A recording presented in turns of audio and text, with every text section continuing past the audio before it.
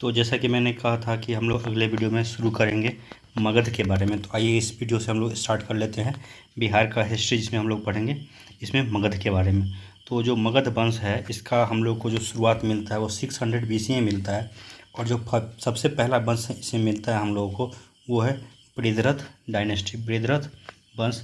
और इसका जो संस्थापक है वही है बृहद्रथ। और इसमें जो दूसरा राजा बना उसका नाम था जरासंध। अभी भी आप लोग अगर राजगीर जाएंगे तो वहाँ पे आप लोगों को जरासंध का अखाड़ा मिल जाएगा। और ये लगभग महाभारत के काल का वंश इस माना गया है। इसके बाद जो इसमें इसमें जो तीसरा राजा बना उसका नाम था सहदेव।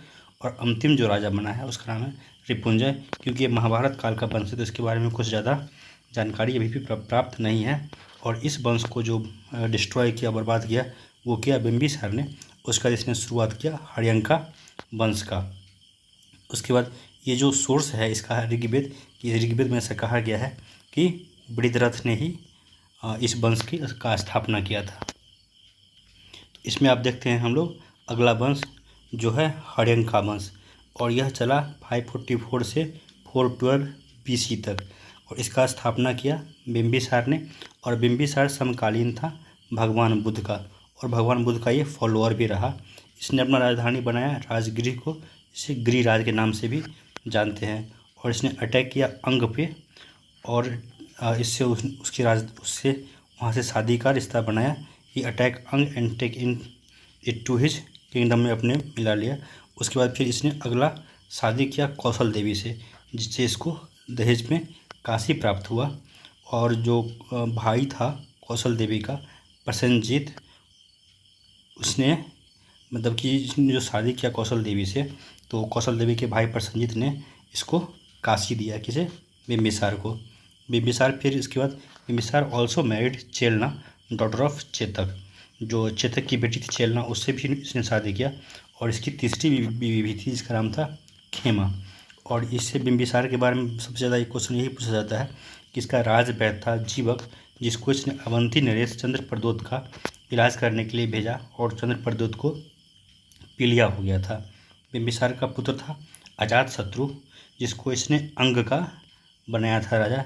और इसी ने अपने पिता की हत्या करके उसके बाद फिर हर्यंक वंश का राजा बिंबिसार के बाद यही बन गया। तो आइए अब देखते हैं हम लोग अजात शत्रु के बारे में। अजात शत्रु राजा बना बिंबिसार के बाद, और इसका एक और नाम है कुनीक। ये इसने क्या किया, इसी के समय में, जब यही राजा था उसी समय में भगवान बुद्ध और भगवान महावीर का दोनों का डेथ हुआ। बुद्ध का डेथ हुआ 483 BC में, और महावीर का हुआ 468 BC में। उसके बाद इसी ने प्रथम बौद्ध काउंसिल करवाया था राजगीर में। उसके बाद इसने 8 बौद्ध स्तूपों का निर्माण करवाया। और यह पज्जी पे अटैक करके उसको अपने राज में मिला लिया। और यह सबसे इम्पोर्टेंट है कि इसने 2 वेपन्स मतलब 2 हथियार का आविष्कार किया, एक रथमुसल और दूसरा का नाम है महाशिला कंटक। और इसका भी हत्या इसके पुत्र उदायन ने किया। तो इस हर्यंका वंश को पितृहंता वंश भी कहते हैं, क्योंकि इसमें जो भी राजा बनता था अपने पिता का हत्या करके ही राजा बना था। अजातशत्रु के बाद हम लोग बात कर लेंगे उदायन का। तो उदायन राजा रहा 460 से 440 BC तक। इसने गंगा और सोन नदी के तट पर एक शहर बसाया जिसका नाम रखा गया पाटलिपुत्रा, जो बाद में शेरशाह सूरी के समय में इसका पटना नाम रख दिया गया। और इसने अपनी राजधानी में शिफ्ट कर ली, कहाँ, तो पाटलिपुत्रा। और इस वंश को पितृहंता वंश भी कहा गया है। इसके बाद उदायनी के बाद इस वंश का राजा बना अनिरुद्ध। और उसके बाद राजा बना मुंडक। और उसके बाद जो अंतिम राजा बना उसका नाम था नागदशक। और नागदशक का एक महामात्य था जिसका नाम था शिशुनाग। इस शिशुनाग ने नागदशक का हत्या कर दिया और एक नया वंश बनाया जिसका नाम रखा गया नागवंश।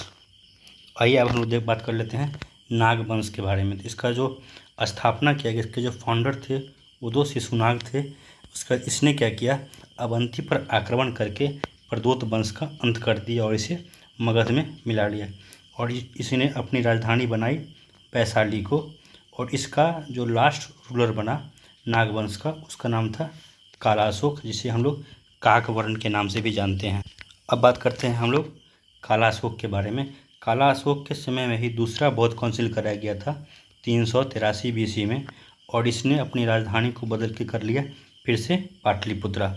और इस वंश का जो अंतिम राजा बना उसका नाम था नंदीवर्धन, और इसका भी हत्या इसकी ही एक सचिव ने कर दिया, और उसने फिर शुरू किया नंद वंश का स्थापना किया, जो कि नंद वंश चला 343 से 323 BC तक। तो अब बात करते हैं हम लोग नंद वंश के बारे में। तो नंद वंश का जो संस्थापक थे उनका नाम था महापद्मानंद, और ये पहला वंश था जो कि शूद्र शासक थे इसके, यानी शूद्रों का पहला वंश कहा जा सकता है इसको। महापद्मानंद का 8 पुत्र था, जिसमें जो सबसे अंतिम था ये सबसे महान राजा बना, इसका नाम था धनानंद। और धनानंद के समय में ही 326 BC में सिकंदर का आक्रमण हुआ था, और ये सिकंदर जो आया था ये मैसिडोनिया से आया था, और सिकंदर और पुरस के बीच में ही लड़ा गया था बैटल ऑफ हाइडस पास। और धनानंद भारत का पहला सम्राट भी कहा गया है, धनानंद को ही। धनानंद भारत का पहला सम्राट है, और 323 में धनानंद की हत्या कर दी चंद्रगुप्त मौर्य ने। फिर यहाँ से शुरू होता है मौर्य वंश का। तो मौर्य वंश के बारे में हम लोग अब देखेंगे अगले वीडियो में। तो तब तक के लिए अगर आप लोगों को यह चैनल पसंद आ रहा हो, और जो मैं पढ़ा रहा हूँ बिहार अमीन को फोकस करके, कुछ लोगों को लगेगा कि मैं खुद कह रहा हूँ कि हम इसमें बहुत शॉर्ट में कर रहे हैं।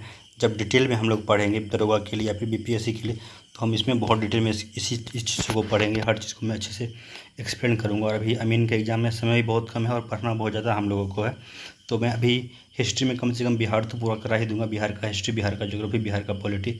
तो आप लोग इस चैनल से जुड़ जाइए, सब्सक्राइब कर लीजिए चैनल को, और कोशिश कीजिए कि आपके जो भी दोस्त हैं, मित्र हैं, जो भी अमीन का एग्ज़ाम देने वाले हैं, उन सबको इसको शेयर कीजिए, और सबको कहिए इस चैनल को ज़्यादा से ज़्यादा सब्सक्राइब कीजिए। जितने लोग हमारे साथ जुड़िएगा उतना ज़्यादा से ज़्यादा मैं कंटेंट दूंगा।